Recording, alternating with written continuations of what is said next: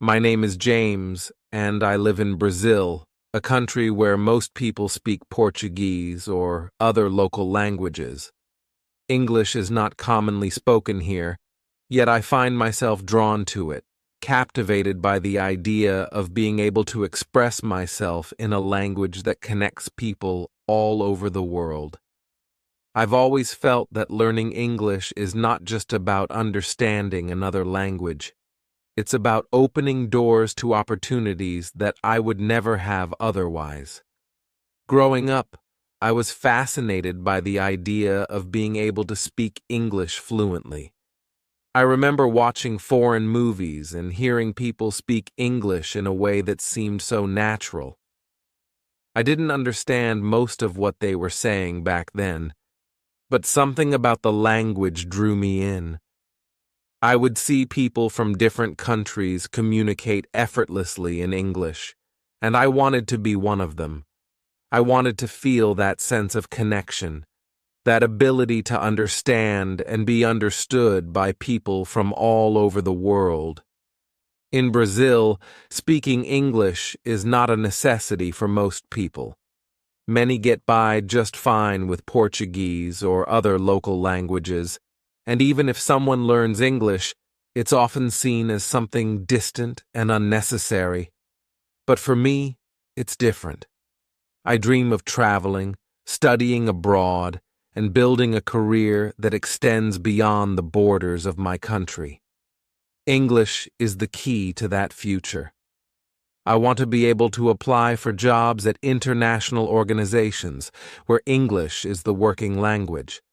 I want to study in a foreign country where English is essential for communication. I dream of attending a university abroad where I can interact with students from different cultures, all using English as a common language. But learning English in my environment isn't easy. Most people I know don't speak English, and there aren't many opportunities to practice. Despite that, my motivation remains strong. I'm determined to become fluent in English because I know that it's my path to achieving my goals. I've heard people say that if you want something badly enough, you'll find a way to get it, and that's exactly how I feel about English. I want to reach a point where I can confidently hold conversations, understand complex ideas, and express myself clearly in English. One of my biggest motivations is the IELTS exam. I've set my sights on passing this test with a high score, as it's a crucial step toward achieving my dreams of studying abroad.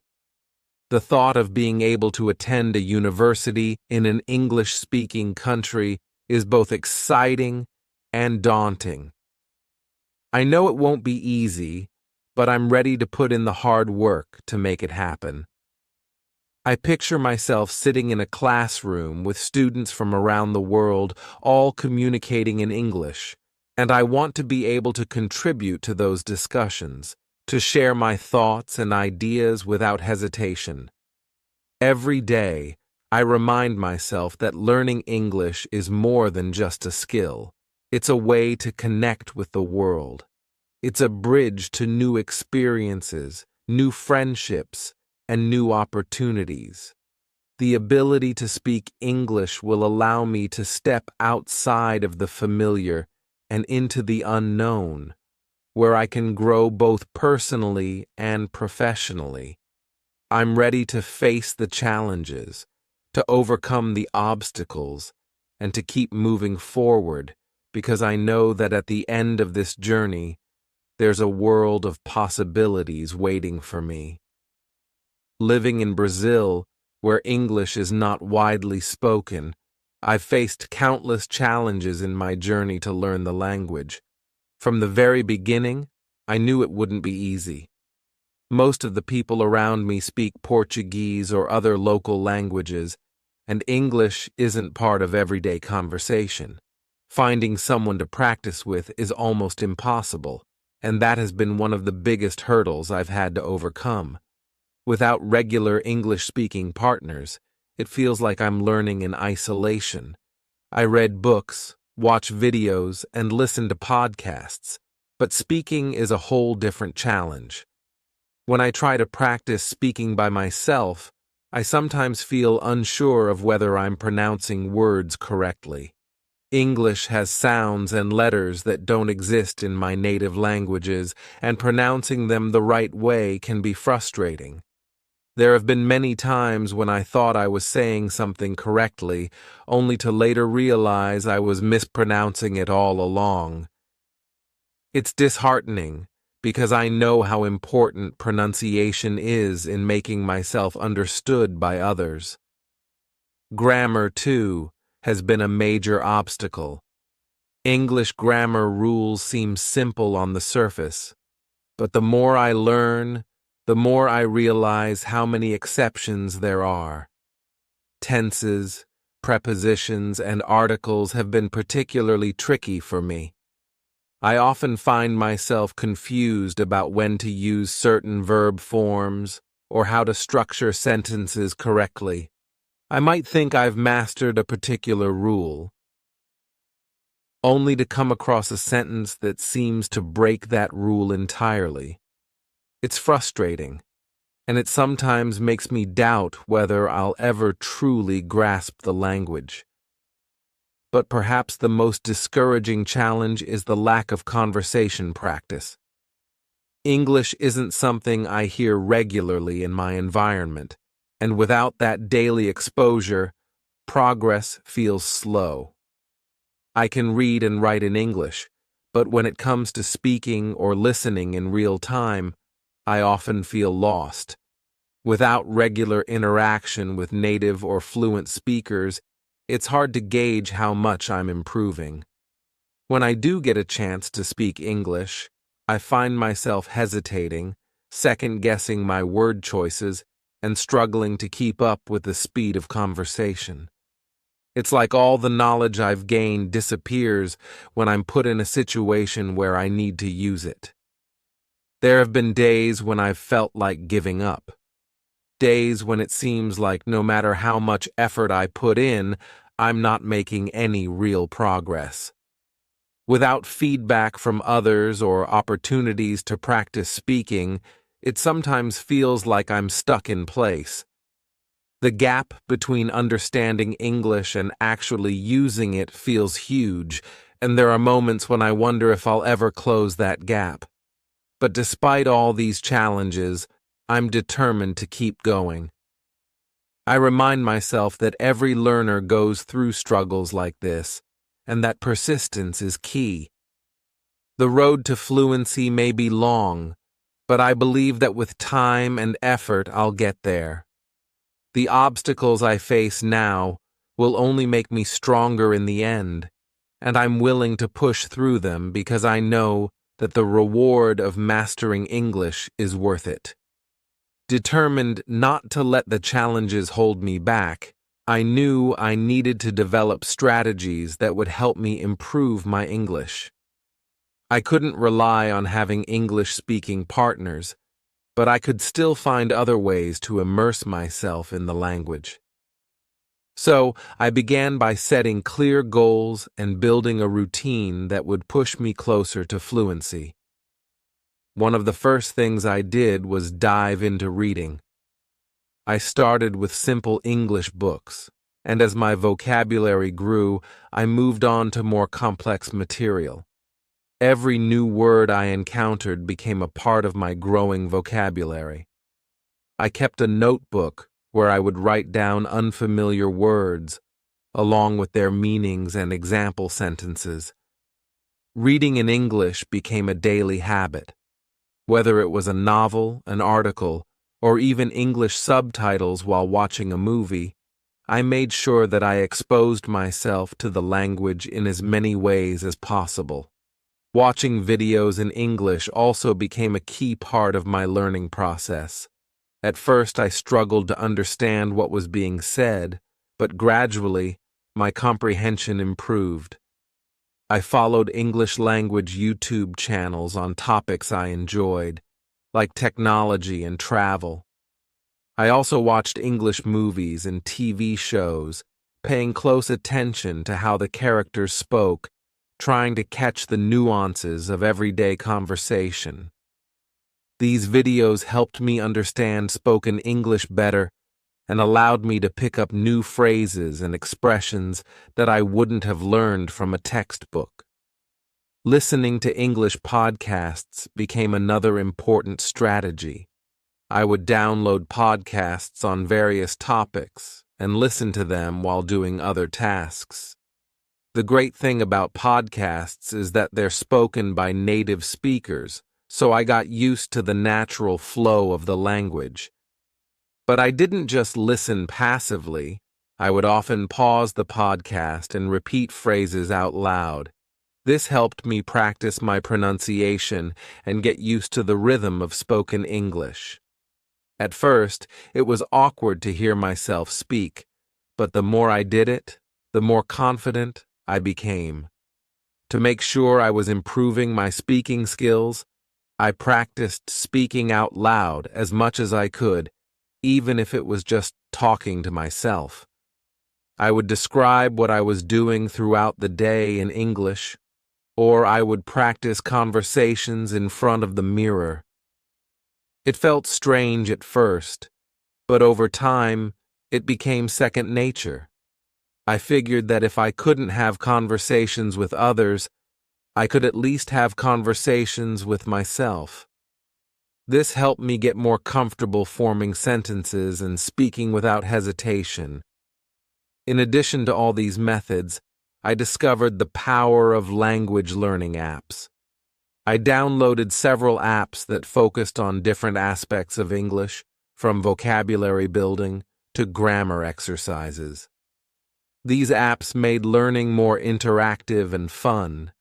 Every day, I would set aside time to complete lessons on the apps. The instant feedback they provided was invaluable. I could see my mistakes and correct them immediately. Grammar, which had always been a challenge for me, became a focus in my daily routine. I set specific times to study grammar rules and do exercises to reinforce them. I found websites and apps with grammar lessons and quizzes that made it easier to understand the concepts that had once confused me. Slowly, the things that had once seemed impossible began to make sense. Finally, I realized the importance of writing. To reinforce what I was learning, I started writing short stories in English. It didn't matter if they were simple or even a little awkward. The goal was to practice using the language. Writing helped me apply the grammar rules and vocabulary I was learning in a creative way. Every time I wrote, I became more comfortable with structuring sentences and expressing my thoughts in English. By combining all of these strategies, reading, watching videos, listening to podcasts, practicing speaking, using apps, studying grammar and writing, I began to see noticeable improvements in my English. Each method contributed to a different aspect of my learning, and together, they created a comprehensive learning experience that kept me motivated. Though I still had a long way to go, I felt more confident than ever that I was on the right path to mastering the language. As I continued my journey to learn English, I realized one fundamental truth. The key to success wasn't just about finding the right strategies. It was about consistency. No matter how effective my methods were, they would only work if I practiced regularly. This became my mantra, my guiding principle. I knew that if I wanted to make real progress, I had to practice every single day, even when I didn't feel like it. At first, it wasn't easy. Life is busy, and there were days when I felt too tired or overwhelmed to sit down and study. But I made a commitment to myself. I would dedicate at least an hour every day to learning English. Some days I spent more than an hour, but on the days when I had less time, I still made sure to fit in that 1 hour of focused practice. This routine became a part of my daily life, like brushing my teeth or eating breakfast. It was non-negotiable, and over time, it stopped feeling like a chore and started feeling like a normal part of my day. One of the ways I ensured this consistency was by keeping a journal in English. Every day, no matter how mundane or exciting, I wrote about my experiences, thoughts, and feelings in English. At first, it was difficult to find the right words, and my sentences were short and simple. But as the days turned into weeks and the weeks into months, I noticed that my writing became more fluid, my vocabulary expanded, and my sentences grew longer and more complex. The journal became a mirror of my progress, showing me how far I had come and encouraging me to keep going. Writing in English wasn't just about improving my grammar and vocabulary. It was also a form of self-expression. I found that when I wrote about my day or reflected on my thoughts, I was able to process my emotions in a new way. This not only helped me practice the language, but it also gave me a deeper connection to English.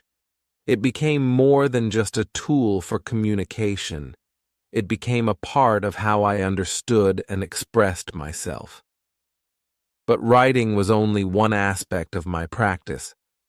I knew that speaking was just as important, if not more so. The challenge, of course, was finding opportunities to speak English in an environment where few people around me knew the language. To overcome this, I sought out online communities where I could connect with other English learners and speakers. I joined language exchange platforms and social media groups dedicated to English learning.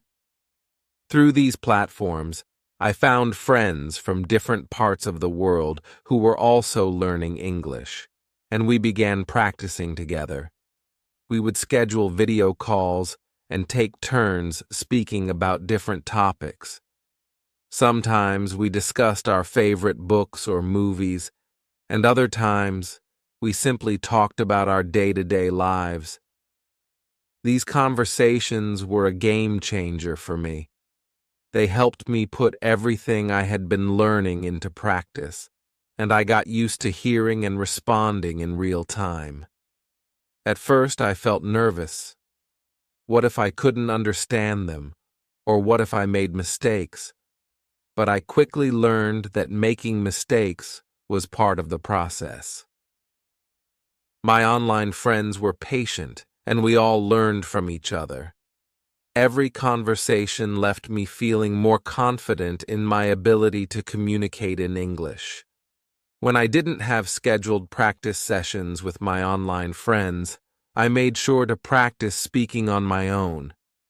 I developed the habit of talking to myself in English as I went about my day. Whether I was cooking, walking, or even getting ready in the morning, I would narrate what I was doing in English. It might sound strange, but it was an incredibly effective way to practice forming sentences and thinking in English.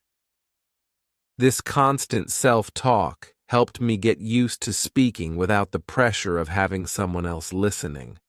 It allowed me to practice without fear of making mistakes and gave me the confidence to experiment with new words and phrases. As I practiced more and more, I noticed subtle but significant changes.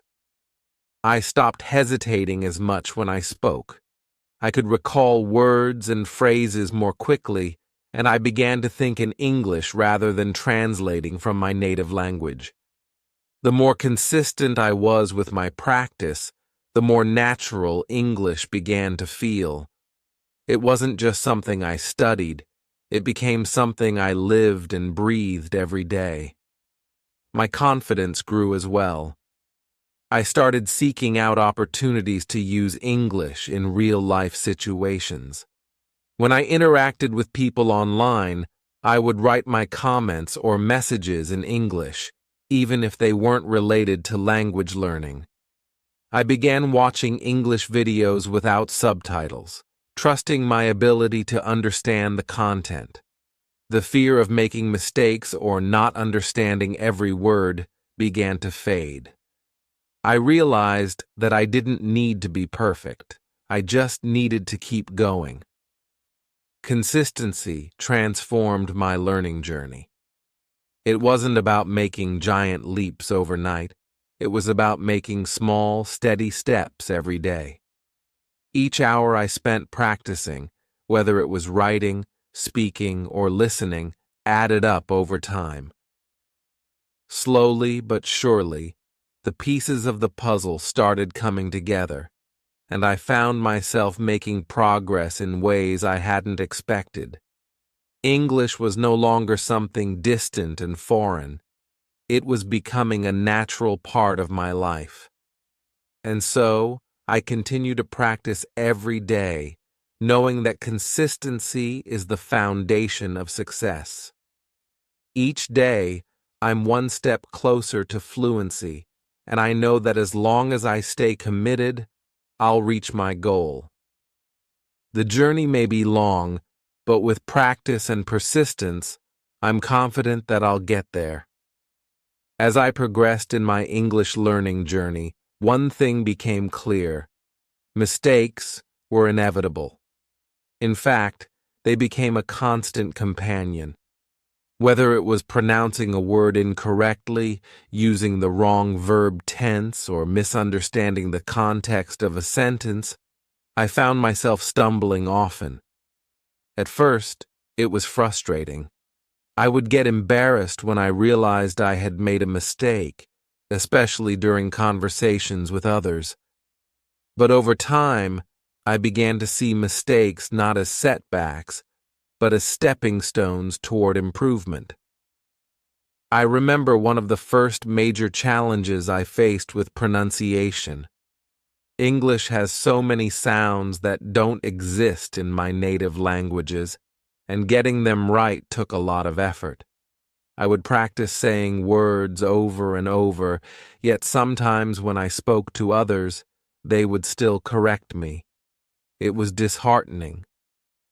I would wonder, why can't I get this right? But instead of letting that frustration stop me, I made a decision to embrace my mistakes. I began to understand that every time someone corrected me, it was an opportunity to learn. One of the turning points in my mindset came when I realized that native speakers themselves make mistakes all the time. It's a natural part of communication, no matter what language you speak. With that realization, I stopped being afraid of errors. I started looking at mistakes as valuable lessons, not as signs of failure. If I pronounced a word wrong, I would ask for feedback and practice saying it correctly. If I used the wrong tense in a sentence, I would go back and review the grammar rules to understand why I had made that mistake. This change in perspective allowed me to move forward with more confidence. For example, I used to be extremely cautious about speaking because I feared making mistakes. I would think too much about how to say something, often losing the flow of conversation in the process. But once I embraced mistakes as part of learning, I became more relaxed.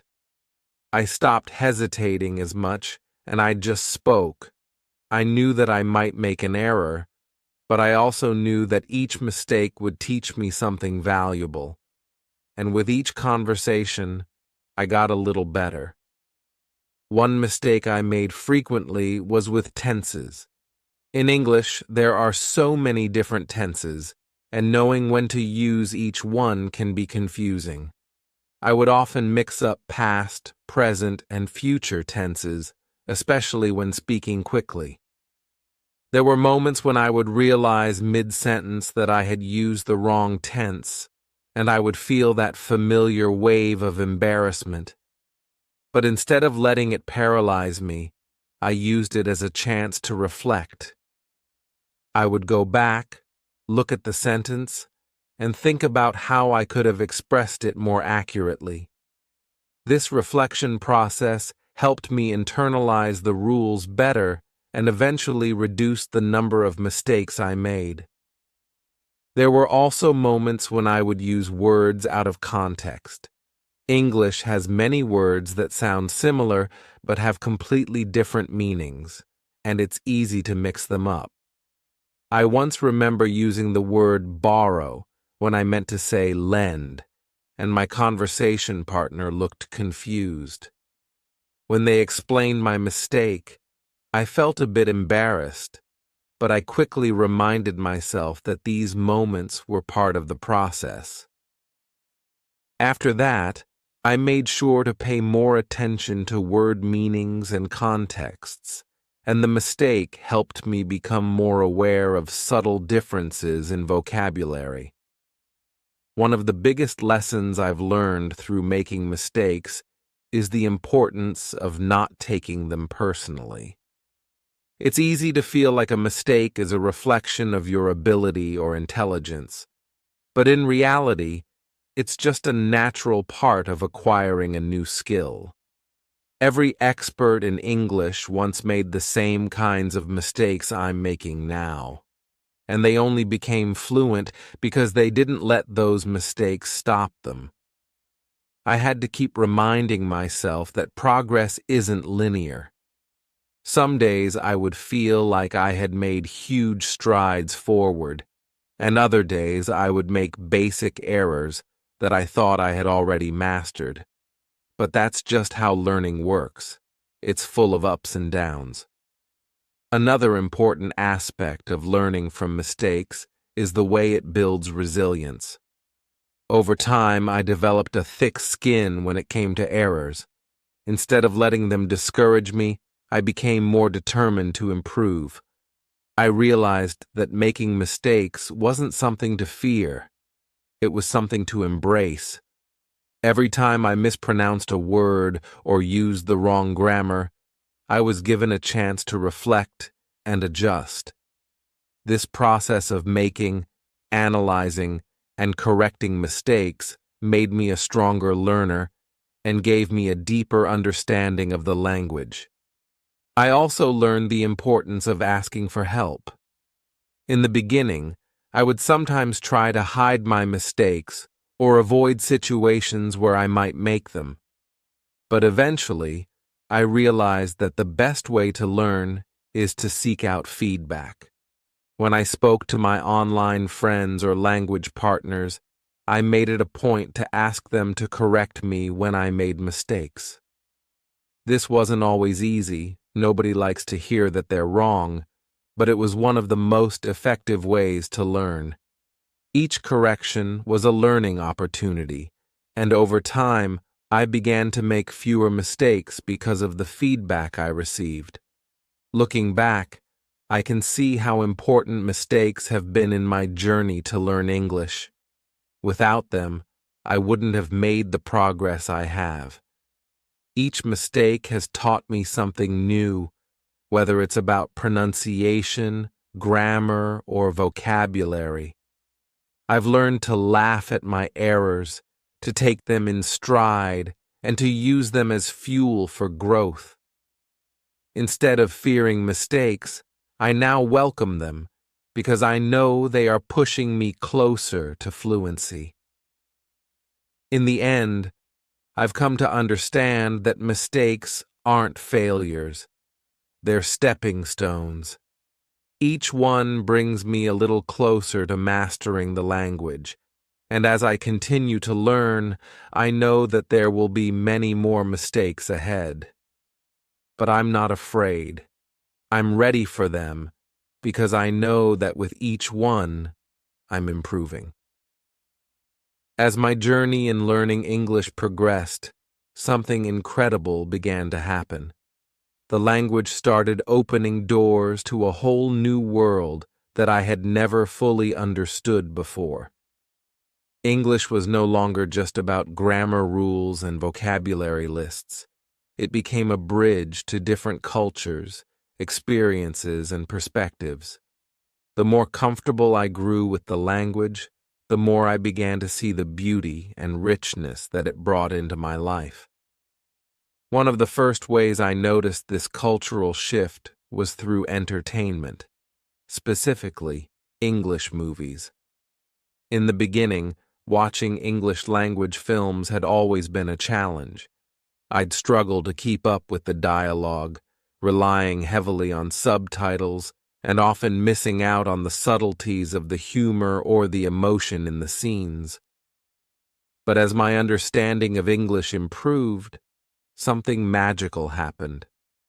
I started to really understand the jokes, the expressions, and the deeper meanings behind the stories.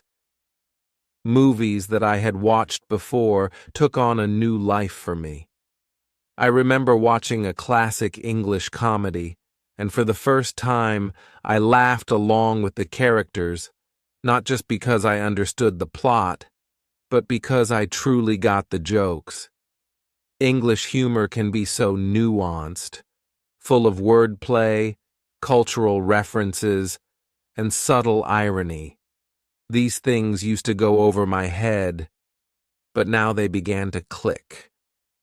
I started to see how language and culture are deeply intertwined, how a simple phrase or idiom could carry so much cultural significance.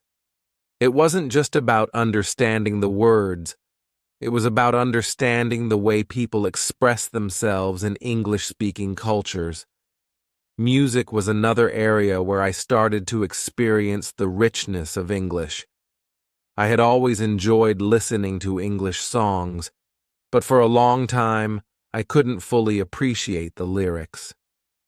They were just sounds to me, and while I liked the melodies, the meaning behind the words was often lost. As my English improved, I began to listen more closely to the lyrics, and I discovered a new depth in the music. Songs that I had heard dozens of times before suddenly felt different, more personal.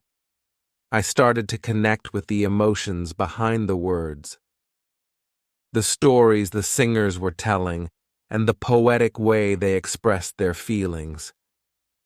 There was one song in particular that really stood out to me during this time. It was a song about love and heartbreak, and as I listened to the lyrics, I realized that the words were painting a picture of an experience that was both universal and deeply personal.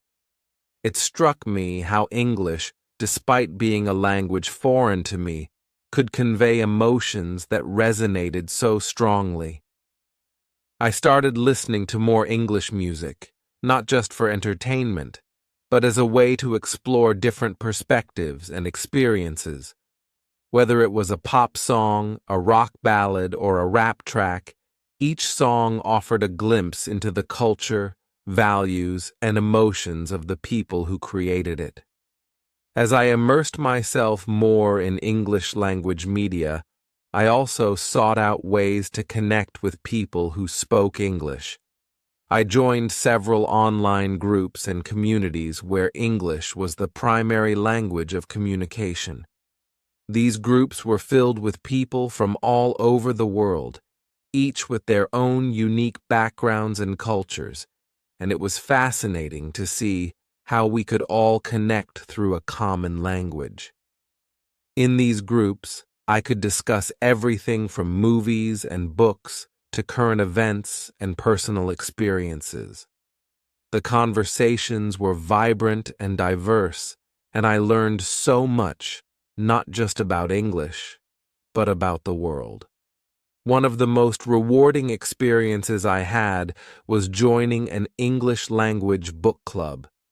Each month, we would read a different book and come together to discuss it. The members were from different countries. Some were native English speakers, while others, like me, were learners. We had lively debates about the characters, the themes, and the cultural references in the books. What struck me most was how each person brought their own cultural perspective to the discussion. A single book could be interpreted in so many different ways, depending on where you were from and what your cultural background was. These discussions not only helped me improve my English, but they also broadened my worldview. I started to see how literature, language, and culture were all connected, how a story written in English could speak to people from all corners of the globe. Through these cultural exchanges, I began to develop friendships with people I had never met in person. We would chat online, sometimes about serious topics, other times about simple things like our favorite foods or hobbies. These conversations gave me a window into their lives and allowed me to share my own experiences as well. I would talk about life in Afghanistan, the challenges of learning English in a non-English speaking environment, and my dreams of studying abroad. In return, I learned about their countries, their cultures, and the ways they used English in their daily lives. One of my friends was from Brazil, and we would often talk about the differences and similarities between our cultures. It was fascinating to hear about how English was taught in Brazilian schools and how popular English language music and movies were there. Another friend was from Japan, and she told me about the challenges she faced in learning English, particularly with pronunciation, which I could completely relate to. Through these conversations, I realized that although we came from different parts of the world, we all shared a common goal: to connect, communicate, and learn through English. As I became more comfortable in these online communities, I also started participating in cultural exchange events. These were virtual meetups where people from different countries would share aspects of their culture, whether it was a traditional recipe, a popular song, or a national holiday. It was incredible to see how much I could learn simply by being open to new experiences and perspectives. And all of this was made possible through English. It became more than just a language for me. It became a gateway to understanding the world in a deeper and more meaningful way. The more I explored English-speaking cultures, the more I began to appreciate the diversity within the language itself. English is spoken in so many countries, and each one has its own unique way of using the language. I started paying attention to the differences between British English, American English, Australian English, and other varieties. Each had its own slang, accents, and idioms, and learning about these differences became a fun and rewarding part of my language journey. By immersing myself in English language media, connecting with people from different cultures, and participating in global conversations, I discovered that learning English wasn't just about mastering a set of rules or passing an exam. It was about joining a global community where people from all walks of life could come together, share their experiences, and learn from one another. English had become my passport to the world, and the cultural experiences it opened up for me were some of the most enriching and exciting parts of my journey. After months of hard work and relentless dedication, the day I had been waiting for finally arrived. It was time to take the IELTS test. I felt a mix of excitement and nerves, knowing that this test was a crucial step toward my dream of studying abroad and opening up new career opportunities. The preparation had been intense. Every day I had practiced reading, writing, speaking, and listening, pushing myself to improve in every aspect of the English language. The test itself was challenging, but I had come prepared. As I answered the questions, wrote my essays, and spoke to the examiner, I could feel how far I had come since I first started learning English. When the results came in, I couldn't believe it. I had scored well, much better than I had expected. I had done it. All those hours of practice, the mistakes I had learned from, and the strategies I had employed had paid off. It was a moment of triumph, and I felt a deep sense of accomplishment. But even though I had achieved my immediate goal, I knew that this was just one milestone on a much longer journey. I had become comfortable in conversations, able to express myself more freely in English. I no longer felt as anxious when speaking, and I could understand English media, movies, music, books with far greater ease.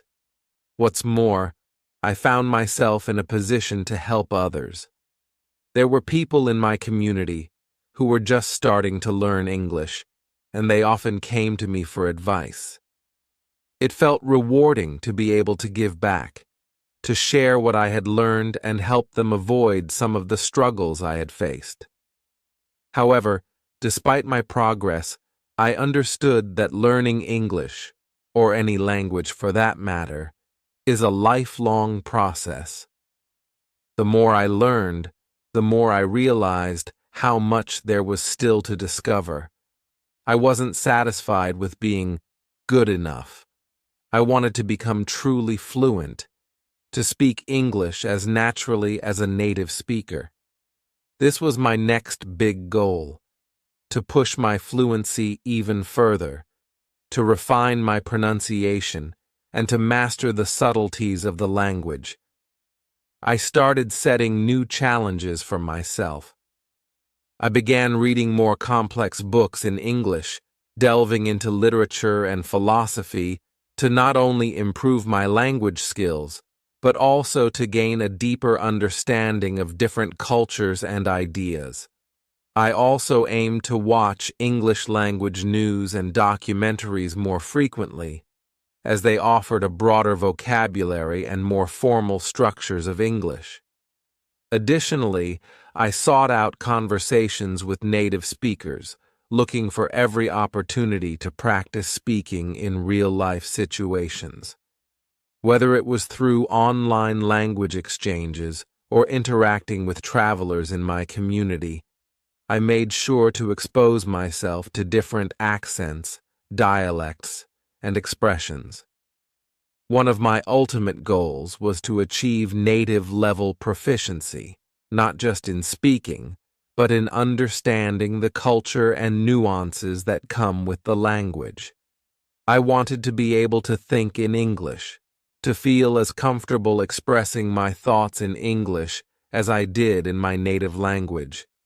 This wasn't going to be easy, but I was ready for the challenge. I knew that it would take time, patience, and constant practice, but I had already come so far, and I believed in my ability to go even further. Learning English had already changed my life in so many ways. It had given me the confidence to pursue my dreams, the ability to connect with people from around the world, and the skills to navigate a globalized world. But more than that, it had taught me the value of persistence, the importance of making mistakes and learning from them, and the joy that comes from pushing beyond your comfort zone. As I look to the future, I see endless possibilities. Whether it's studying abroad, working in an international company, or simply continuing to explore the rich world of English literature and media, I know that my journey with English is far from over. There will always be new things to learn, new challenges to face, and new opportunities to grow. And so, while I celebrate the successes I've had so far, I remain focused on the future. My journey with English is ongoing, and I'm excited to see where it takes me next. Whether it's achieving native-level fluency, exploring new cultures, or helping others on their own language learning journeys, I'm ready to continue pushing forward.